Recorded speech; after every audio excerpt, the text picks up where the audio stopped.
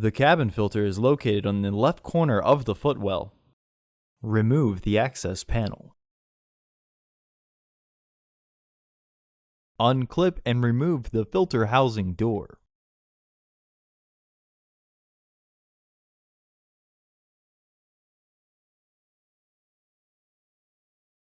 Remove the old filter from the housing and clean out any debris inside. Insert your new filter into the housing, with its airflow indicating arrow pointing towards the back of the car.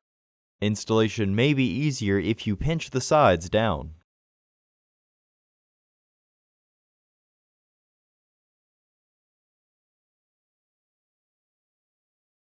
Reinstall the filter housing door.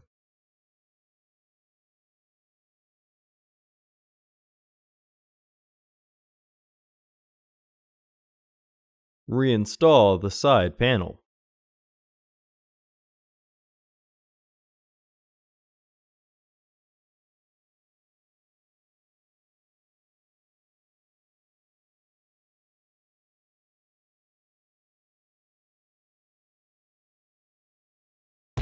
Order your parts today at filterheads.com.